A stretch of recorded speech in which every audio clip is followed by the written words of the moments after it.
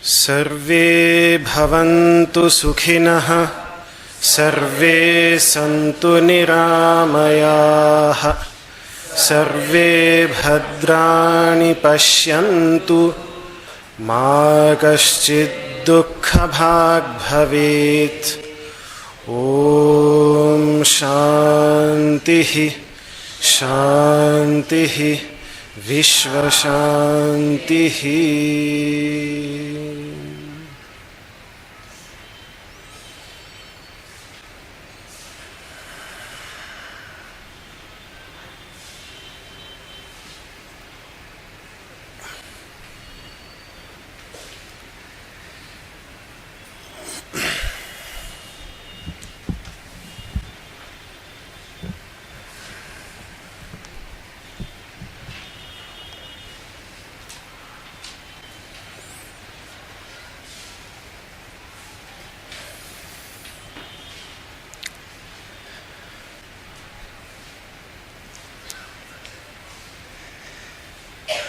So the text that you have in front of you and which we will be discussing in these 2 sessions on yoga philosophy that you will have with me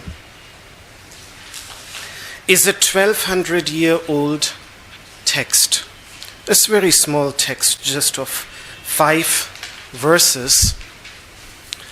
Beautiful 5 verses composed by a great sage, a great thinker, a revolutionary thinker of India, a great philosopher.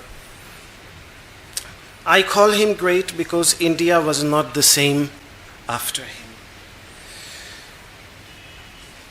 If around 1,000 years, 2,000 years before him, there was the Buddha.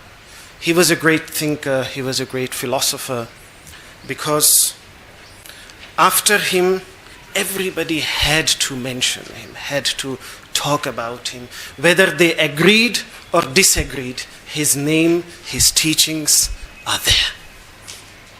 And the same is true about Śaṅkarācārya.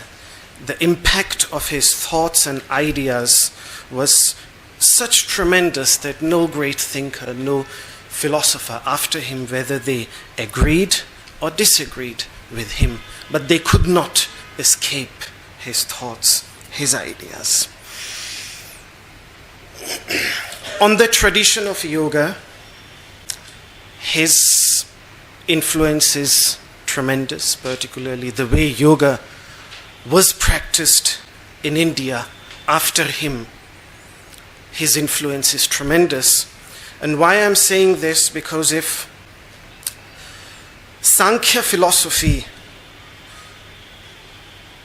underlies Patanjali's teachings on yoga, which means that before Śaṅkarācārya, if yoga philosophy was explained in the Sankhya structure, after Śaṅkarācārya, that Sankhya structures, that structure of Sankhya completely perished, and yoga was started to be practiced, taught, studied in what is today known as the Advaita Vedanta structure, the non-dualistic quintessential teachings of the Upanishads, which were also deeply respected by Patanjali himself.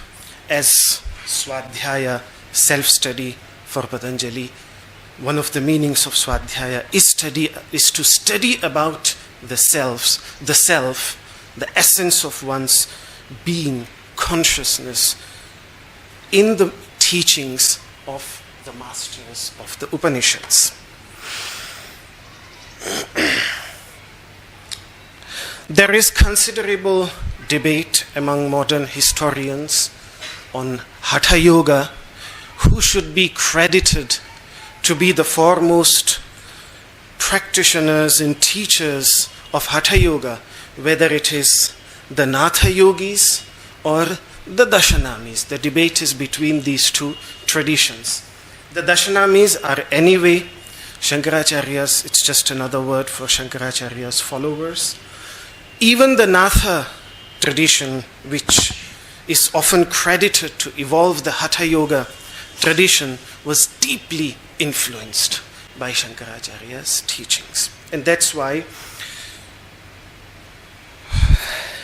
within this very, very influential philosophical tradition, Patanjali's, I think that was the only way Patanjali's teachings, the only reason Patanjali's teachings survived in the past 1,000 years was because Patanjali's teachings were constantly studied within the tradition of Śaṅkarācārya. To my knowledge, there is no other tradition that studied. So, for example, even when I received my education in this tradition here in Kailas Ashram, a very ancient monastery in this tradition, then I could see as a child the 196 sutras of Patanjali framed beautifully in the temple, and it was hanging there for individuals to remember it, to be aware of the importance of this work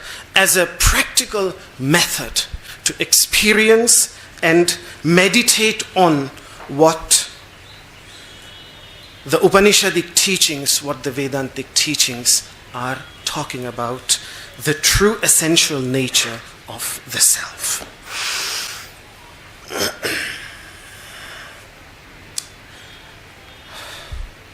Whether the first person who took yoga to the West, who made Patanjali's Yoga Sutras known to the West, Swami Vivekananda, he was a master in this tradition whose commentary and translation on the Yoga Sutras is the first well-known work on the Yoga Sutras, composed on the soil in the United States itself.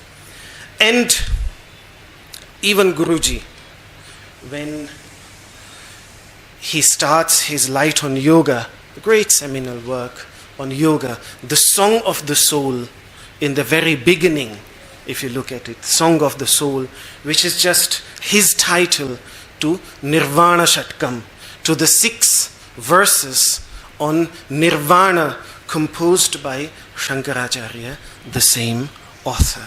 So, Śaṅkarācārya was a prolific author, and he composed, and there are several of his extremely short works.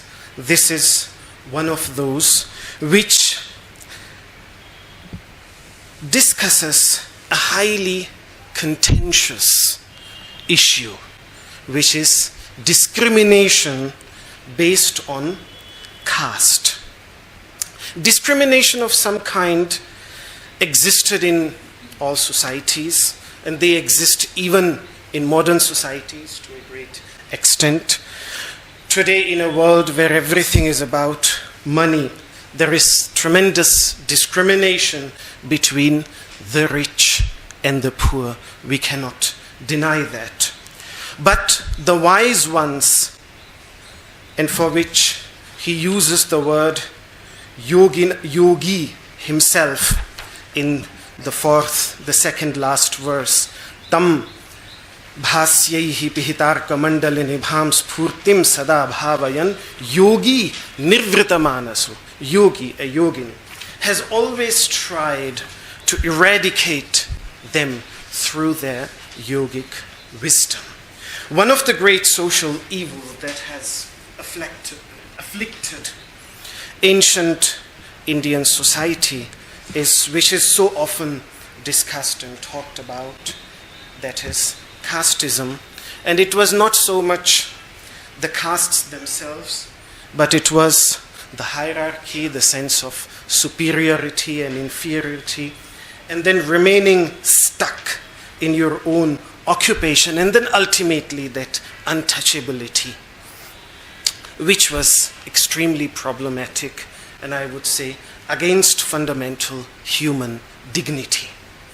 And that is why over the centuries, many masters, some of the most influential personalities, have condemned it, whether it was the Buddha himself, many masters before him, and many masters after him addressed the issue and condemned it. For example, when we look at the Bhagavad Gita in the 16th chapter, Krishna, while listing the demonic tendencies of human beings, he lists this tendency of considering oneself superior because I'm rich and because I come from a very high family, a family from a high social status.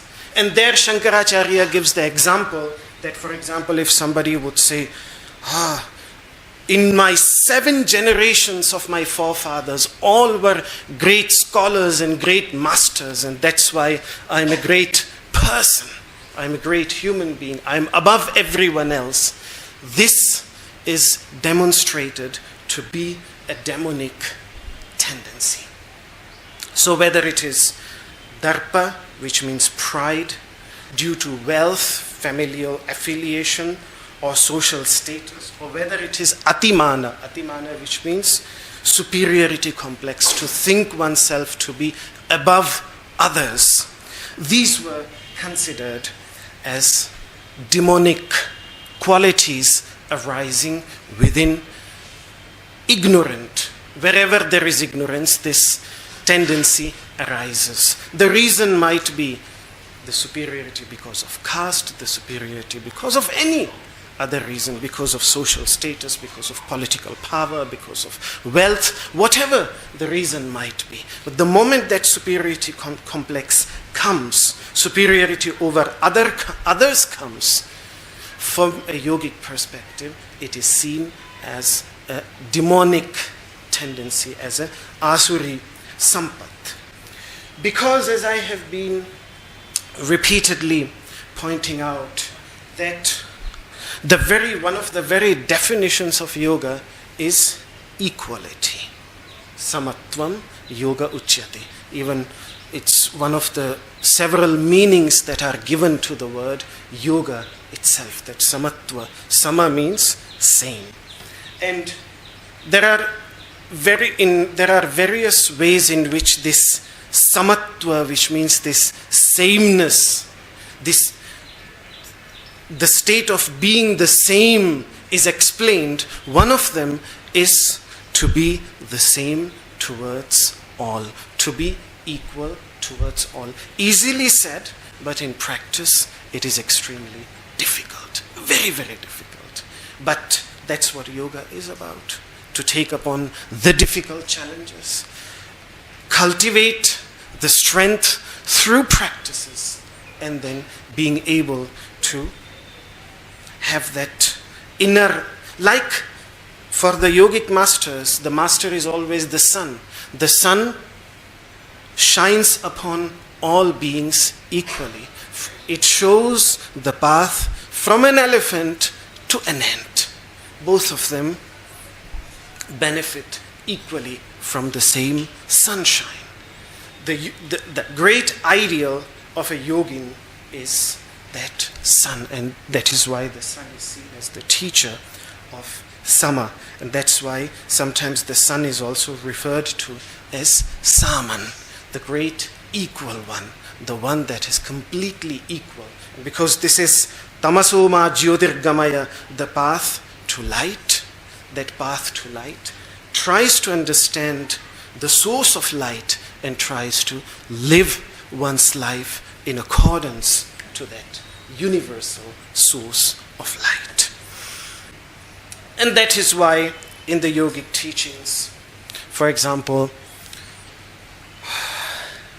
in the 5th chapter of the Bhagavad Gita, Krishna says very, very clearly, whether it is a great Brahmin, which means a scholar of the Vedas, who has all the great scholarship and is at the same time also humble, because if he is a scholar but arrogant, then there is nothing great about such a Brahmin. So he's picturing the greatest Brahmin who is a great scholar and at the same time is also completely humble, very, very humble on one side, and on one side you have, he uses the word shvapaka, which is the word for the lowest of the low on the social rung, the lowest of the low, due to their lifestyle, due to the kind of life they lead, the kind of mentality they have.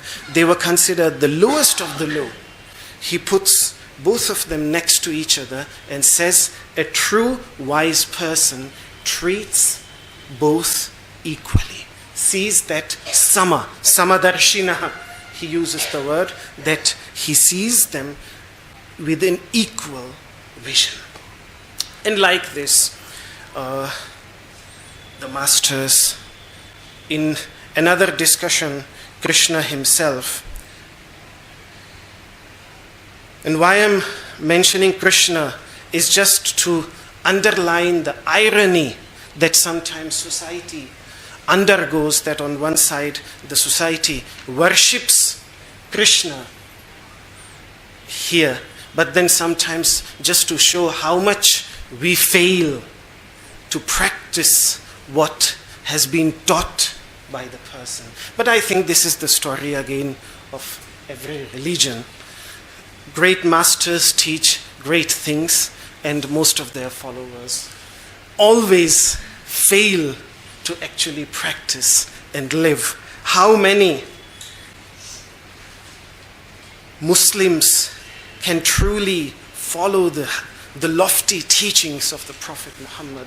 Or how many Christians truly follow the lofty teachings of Christ himself? When you encounter someone who is standing on the mount and declaring the Sermon on the Mount, how many people in this world are literally really following those teachings? So this is again an irony.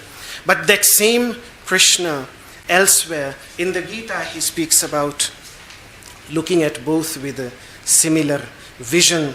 Elsewhere, in another discussion with his another very close friend, he says that if you see the presence of that omnipresent divinity in anyone, then you will bow down even in front of someone who is from the lowest social status. And you wouldn't care if others laugh at you and think that you have become crazy, because you are bowing down in front of someone who is from the lowest social status. So the point that I'm trying to make is that yoga is for all.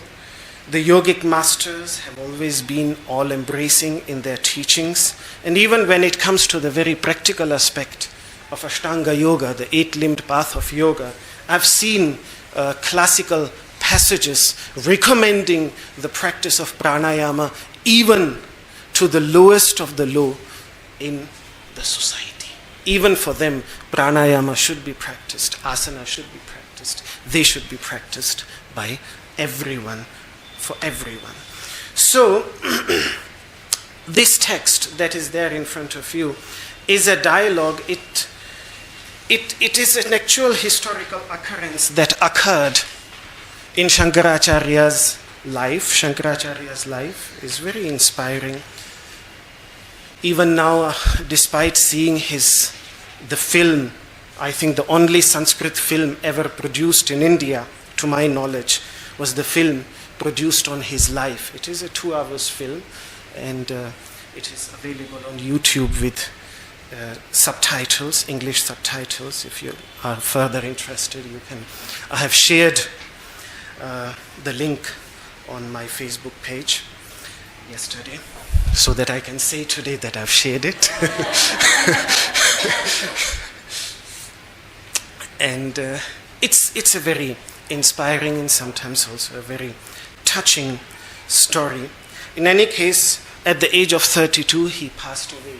At the age of 32, at a very young age, just a little bit further up here from Rishikesh, around 200 kilometers. Some people say in Kedarnath, some people say in Joshimath. Both of them are around 200 kilometers. But he had come from Kerala. So he walked throughout the country at the age of 32. He had accomplished so much that no other thinker and philosopher after the Buddha had accomplished, at least in this country. He wrote extensive commentaries on the 3 most important texts, the Upanishads, the Bhagavad Gita, and the Brahma Sutras. He walked from Kashmir, from Kanyakumari, which means from South India, up to Kashmir, the very north, and he walked on foot. Kings were ready to give him their chariots, but he completely denied. He said, no, I will walk on foot because I want to connect to everyone, with everyone. If I take your chariots, I will be for the rich, but I want to be for everyone, accessible to everyone. So that's why he decided to walk completely on foot. On the way, he rebuilt many, many temples and places of learning. Even I think the tradition at least says that the Rishikesha temple here in Rishikesh was rebuilt by him. The Raghunatha temple in Devprayag was rebuilt by him, like this, so many temples. And the greatest contribution was that he divided the entire country into 4 regions and established 4 centers of learning in 4 directions of this country, where these learnings were taking place. And even today, the person sitting as the head of these 4 centers of learning is the most respected figure in the Indian traditions, most of the cases. So he's a seminal figure, just to point out that historically he is a seminal figure. And on the other side, the dialogue is between on the other side is a Chandala. Chandala is just another word. Chandala, what Chandala literally means, cruel. A cruel person. Chanda means cruel. Someone who lives on cruelty. And that's why even when the Divine Mother is worshipped in her angry, cruel form, she is referred to as Chandi. Because of that reason, when she's in her angry form, she is referred to as Chandi, because Chanda means angry, cruel. So Chandala is a cruel person. And the reason they were cruel, they were considered cruel, is because of the kind of occupation they had. First of all, killing animals, selling their meat, etc. And then also disposing of dead bodies. That was their work. So it was considered a very, very cruel work. In fact, when Fahian, I don't know if I'm pronouncing his name correctly, but when he comes to India in the 3rd century from China, a great traveler who describes Indian society and his experience in India, a very beautiful book. The moment he enters the middle region is a big region. It starts basically in Mathura, which is the place near Agra, the famous Taj Mahal, and goes up to Bihar, approximately the birthplace of the Buddha, that is all seen as the middle region of the country, he describes that no one sells meat, no one sells liquor, no one consumes them, except for a particular social group which was referred to as Chandala. They were allowed to sell it, they were allowed to consume it, they were also part of that society. But particularly the kind of work that they did was meant that the other people in the society did not want to have any physical contact with them, because they were always busy with dead bodies. And not only that, even their food, sometimes another word was used for them, was dog eater, someone who eats the flesh of dog. And this was considered the worst, because the dog consumes human excrement as well as dead bodies. Pigs only consume human excrement, but dogs consume both. And that's why that could be the worst food that you could eat.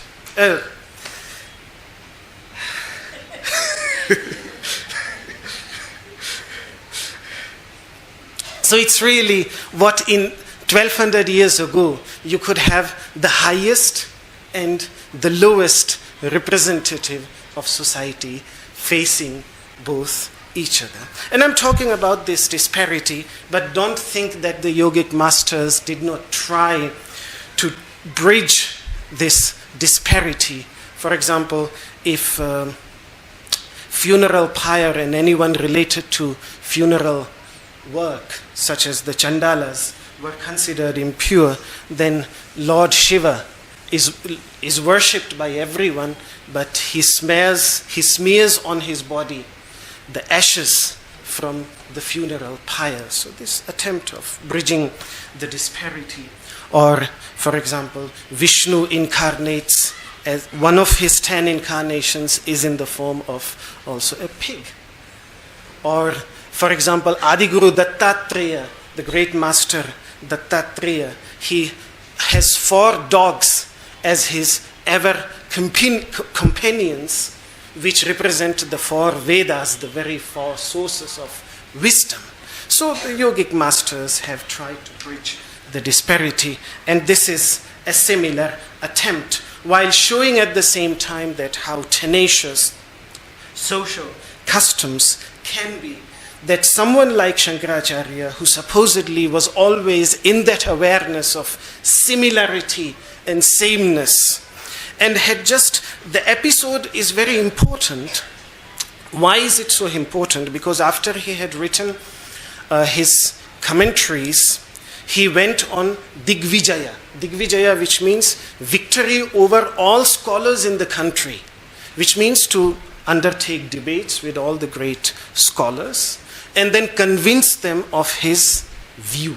So like this, he was traveling throughout the country, and then he reaches the knowledge capital of the country, which even back then and for more than thousands and thousands of years has been what we know today as Banaras. Even today, it is a very important city, one of the most ancient cities of this country, which has even today, I think, the greatest scholars still live in Varanasi, in Banaras, in Kashi.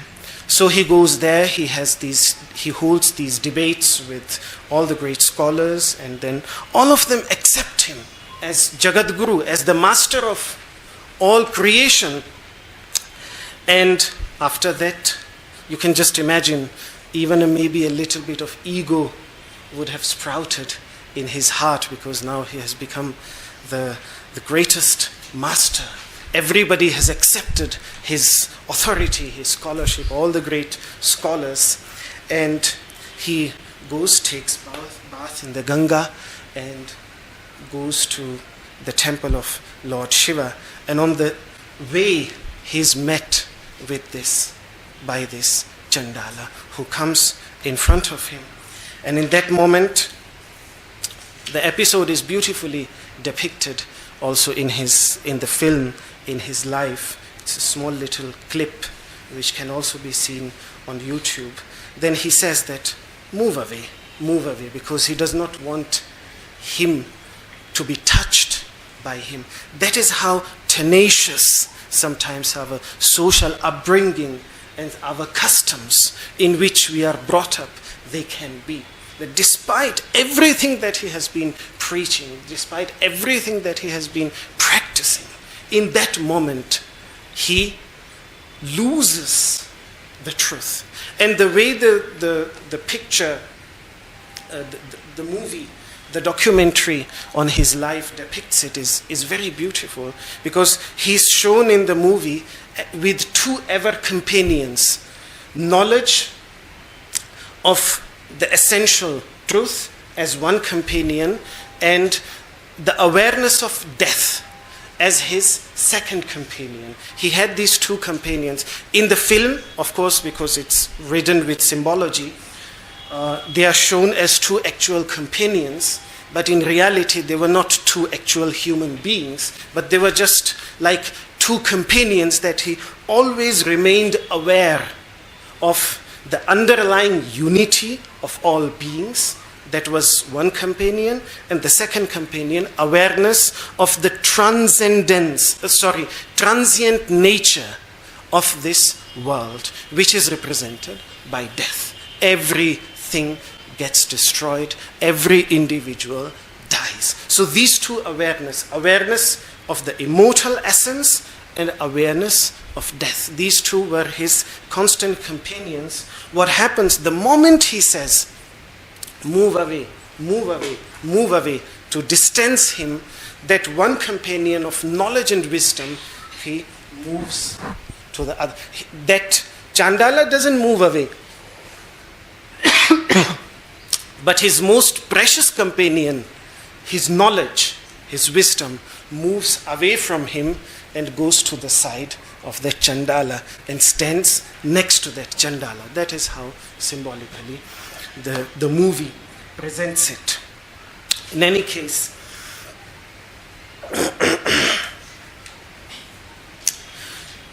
Chandala then rebukes him. And this is the first section of this poetry, which is not composed by Śaṅkarācārya, but which is a poetic rendition of what that Chandala, what that lowest of the low, untouchable, we can use the word here, that untouchable asked him. What he said, that, let me pronounce the Sanskrit, and then first of all, Chandala uvacha, annamaya mathava chaitanyameva chaitanyat yativara duri kartum vanchasi kim bruhi gacha gacheti. Should we pronounce it, or I think it's enough if I just read it like this? Yes, because it's not an Upanishad mantra. Not that easy, not that difficult to pronounce, but yeah. The rhythm is very beautiful. So he asks him that, "Oh, the best one among the ascetics, do you wish to distance the physical body made from food from the physical body made of food, my physical body from your physical body? Or do you wish to distance consciousness from consciousness? Why else do you say to me, go, go?" If you, the underlying point that he's making here is that from a yogic perspective, if you want to distance the physical body from the physical body, then your physical body, in the understanding of yoga, is as impure as mine.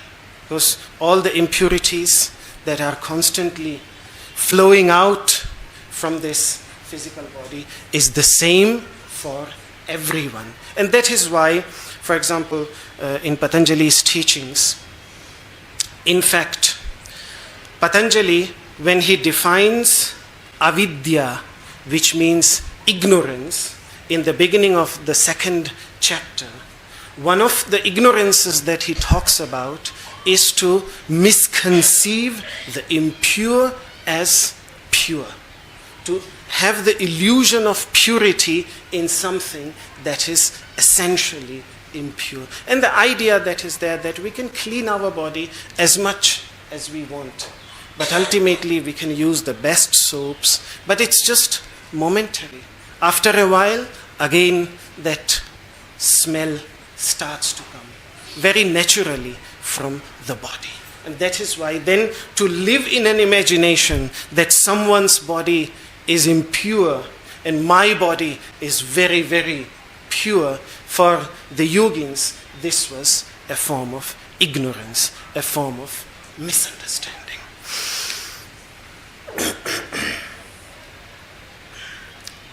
And that is why, even if you look at the social customs here in India, any child belonging to any family, when a child is born, because the whole process is very, very unclean, the first 11 days, the whole family is considered impure. And the same, whoever family, and anybody who visits such a family will not eat or drink in their home. They will just go there and thank God for the woman who has gone under childbirth, because then otherwise she would have to worry about the food and the water of all those things. So it is also a practical aspect.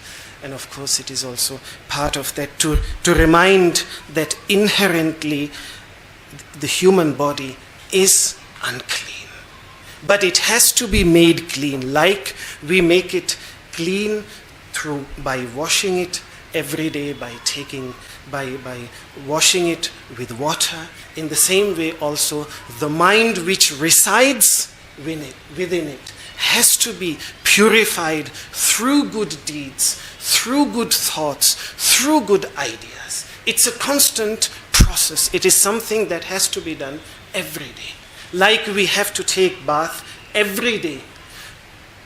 Also taking bath on a mental level has to be done every day. That is why Shaucha, the first niyama in Ashtanga Yoga, has been given so much importance. On a physical level, that's why we ask that before we come to practice yoga, we should take a bath.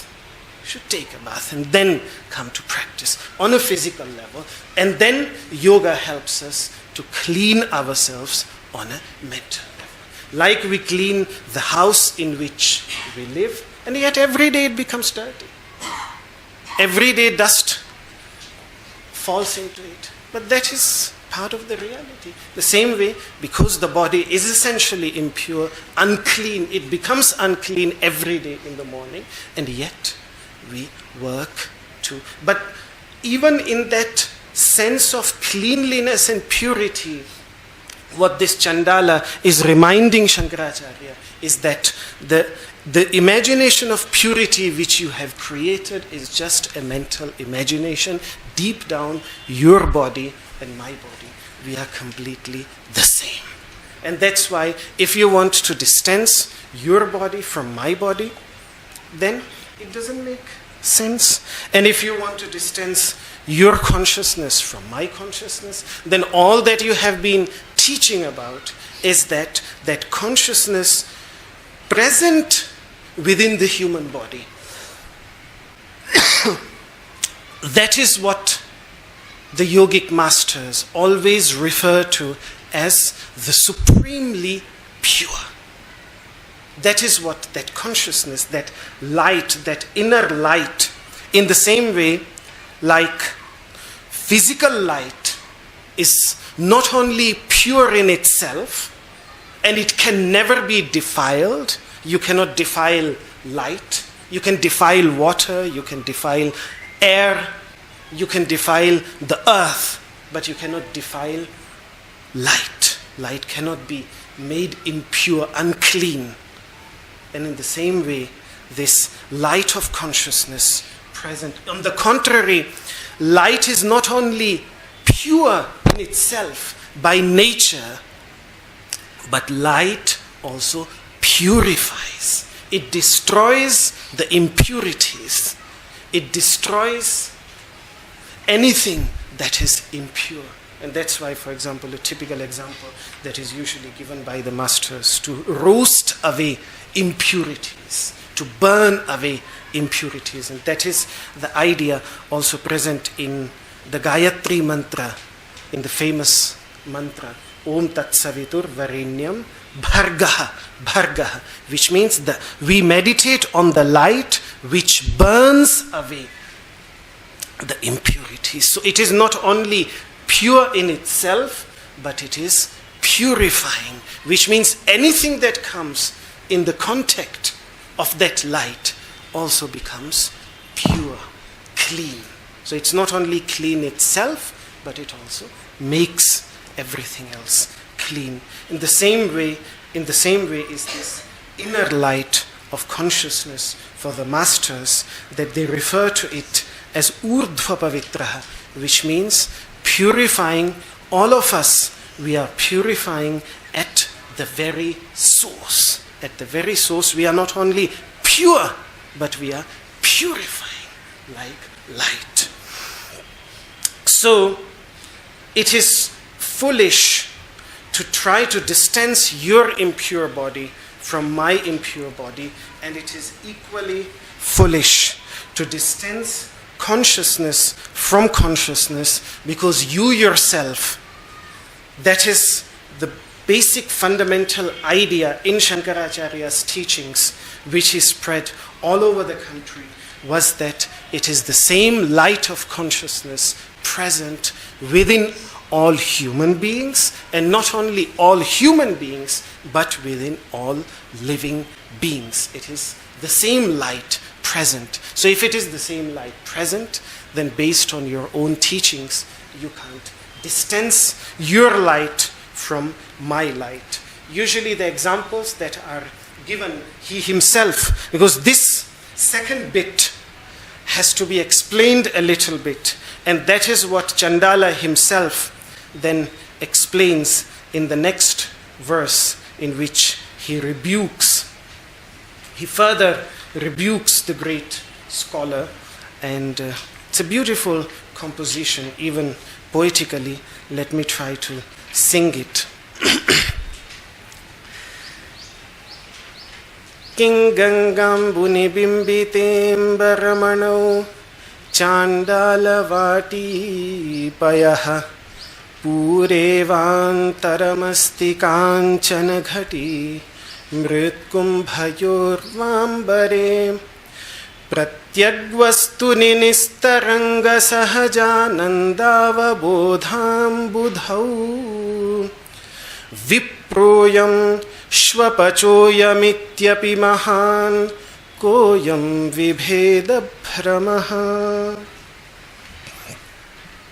This is the second verse that he spoke, that yes. He gives two examples. One example is the example of light, and the other example is the example of space.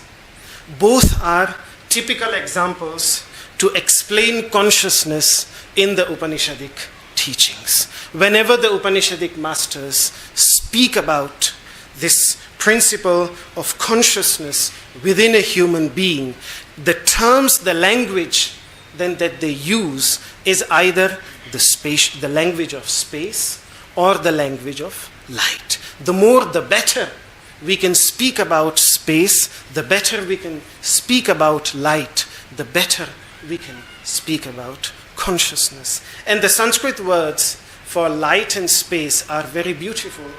Prakasha means intense light, that is light, and the word for space, akasha, simply means diffused light.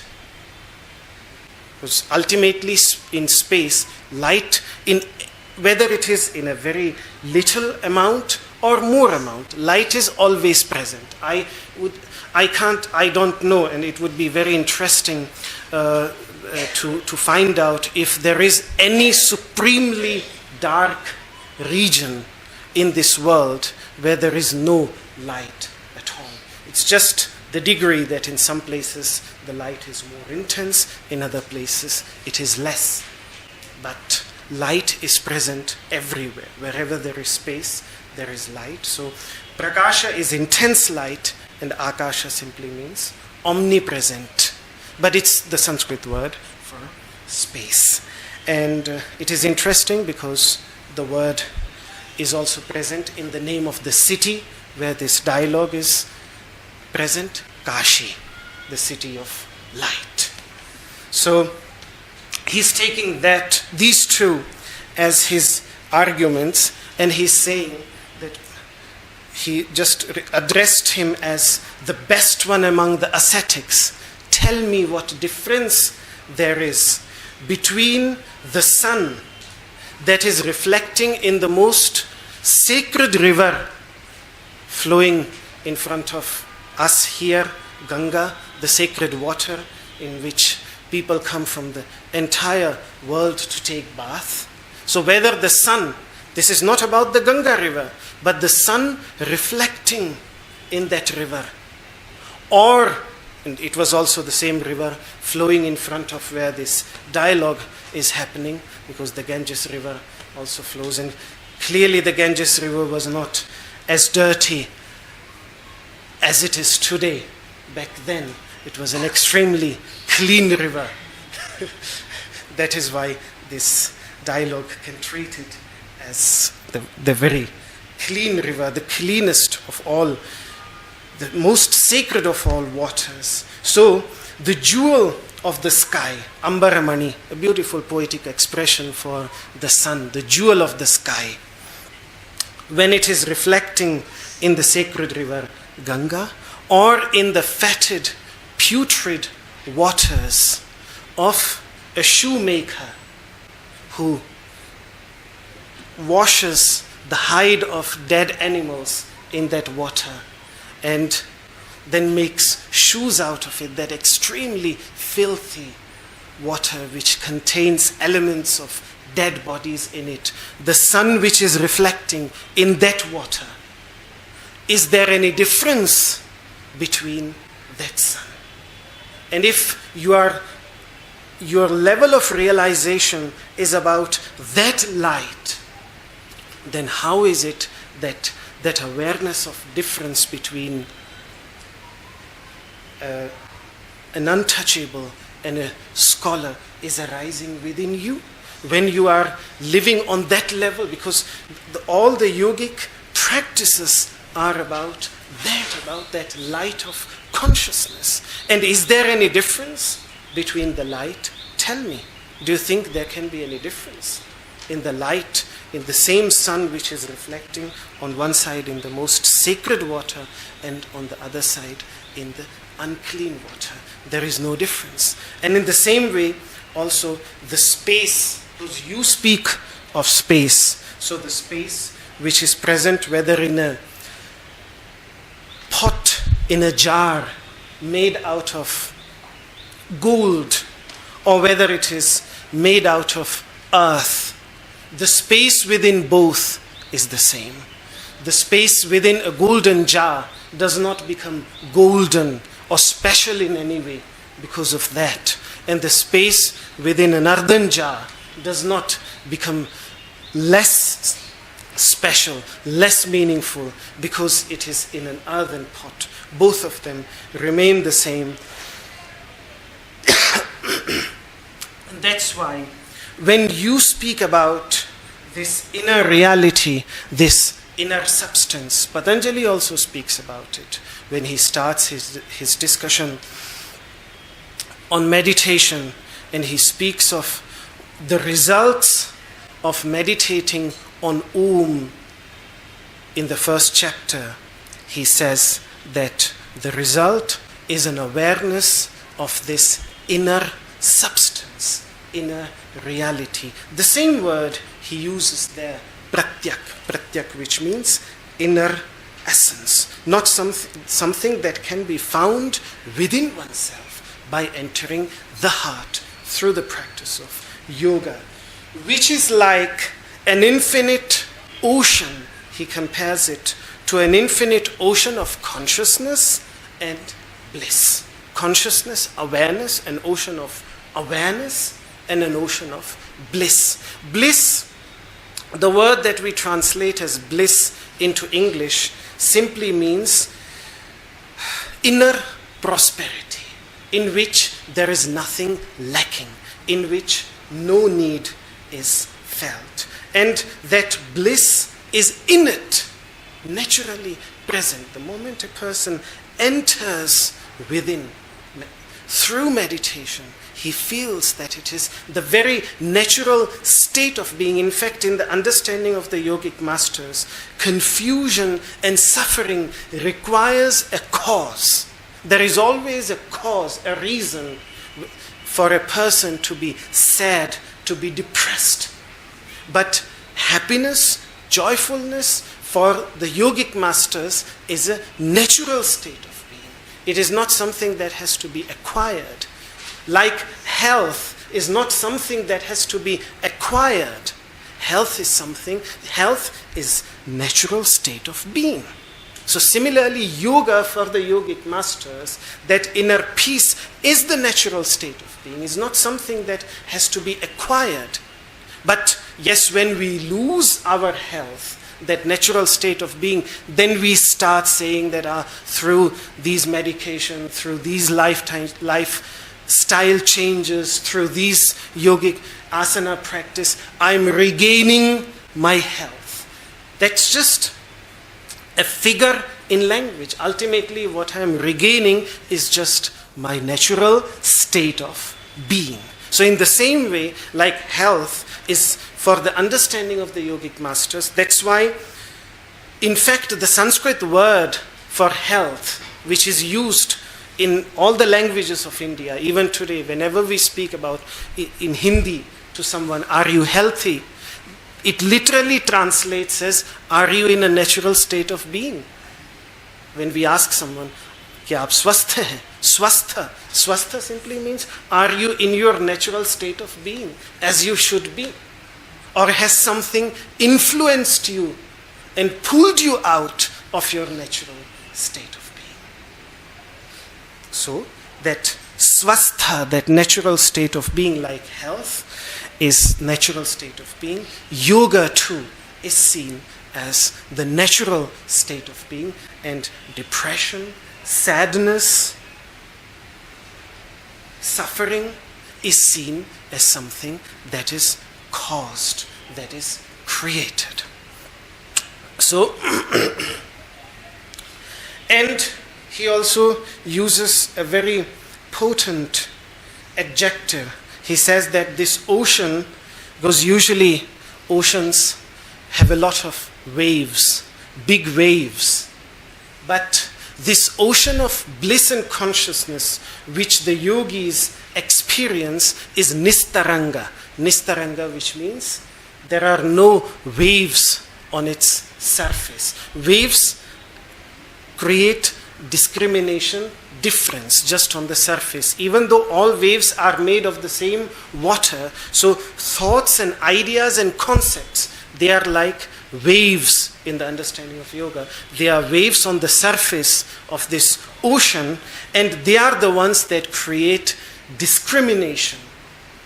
And so he's as if he's rebuking Śaṅkarācārya and saying that how did you get lost in those waves which are just present on the surface, your thoughts and your concepts that this person is pure, this person is impure, and that's why you are treating me like this. You should be seated as the great master of the yogins. You should be seated in that awareness, which is like an ocean on the surface of which there are no waves. See, when the ocean for a few minutes, there comes a moment between the high tide and the low tide when the waves also settle down. And the ocean becomes very, very peaceful. At least when I remember when we were walking along the way of the Arabic coast on foot with my father from Dwarka to Somanath, 200 kilometers. I remember that once during the day, suddenly the ocean used to become very, very peaceful, just for a while. Because otherwise the waves are very strong, and so the roaring is very strong. But there are a few minutes when it's balancing between the high tide and low tide, that even the ocean becomes very peaceful. And this ocean of consciousness, inner ocean of consciousness, is like that. So it is natural and it is waveless. There is no sense of discrimination in that. And then from where did this grand illusion of superiority and inferiority arise in your mind? That is his question. Mahan, which means grand, vibheda brahmaha, this illusion of difference, discrimination between that this is a great scholar and this is a chandala, this is an untouchable. From where on earth has this sense of discrimination arisen in your head? This is how he rebukes. And after hearing this rebuke, this person reminds me of Socrates. Socrates, the gnat, the gadfly. Those who have studied philosophy, gadfly is an irritating fly that when, for example, a horse falls asleep, then when that fly bites you a little, then you wake up. So Socrates, the great Greek philosopher, used to compare himself to a gnat, to a gadfly who wakes up the sleeping horse of Athens, the great city of Greece, when they used to fall asleep, by asking questions, by asking very strong questions. He used to wake them up again. And I think we need such gadflies all around us, such gnats all around us, who can ask such bold, fundamental questions. Śaṅkarācārya too needed someone like him. And this is precisely what this Chandala is doing. However, the reaction to Socrates was different. He was given hemlock and put to death for his service to Athens. But in this case, the reaction to this Chandala by Śaṅkarācārya was very different, as the beautiful episode also in the film suggests, that in that moment the same person who had acquired victory over all the great scholars of this country, in that moment, in front of everyone, they would have all been walking behind him in a procession, in front of all of them. And you can see in the movie when he falls into the feet and touches the feet of that untouchable, the same person who was just a few minutes before saying, go away, don't touch me, now falls into his feet and touches his feet, declares him as his master. You can see in the movie everybody shocked and seeing what has happened. And then comes this next composition, which is not important because it was spoken. It is certainly very important because it was spoken to an untouchable. The context is extremely important. But the next 5 verses are extremely beautiful because they present the quintessence of the yogic teachings of the Upanishads about the self. And he does not fear making even some very contentious remarks, such as saying that even the notion of God as a creator in relationship to creation is nothing but an imagination constructed by an ignorant mind. So he makes such grand statements, very, very contentious statements. But I think this is what Advaita Vedanta then becomes on its highest level. It doesn't care anything about religion, about social norms, social customs. That is how then it declares that fundamental unity on the level of consciousness of all beings. And this is one of such collections of teachings that is about to follow. We will go through some of the pertinent points that Śaṅkarācārya makes, which are related to directly. Now it has nothing to do about scriptures, it has nothing to do about the teachings, but it is very much about the experience that a yogin has within himself. And whoever has such an experience, such a person, in other words, it is also a definition of who should be considered a guru. Who is a guru? His conviction of who should be considered a guru. What is the meaning of the word guru? So in this way, these 5 verses can be seen through different ways. They address a very tenacious social norm which is somehow even problematic in today's society. In that sense, it is very important. And even if we in the West don't have this problem, this idea of superiority and inferiority, this exists. This is a basic human idea, and we all need to get rid of that within ourselves, ultimately as practitioners of yoga.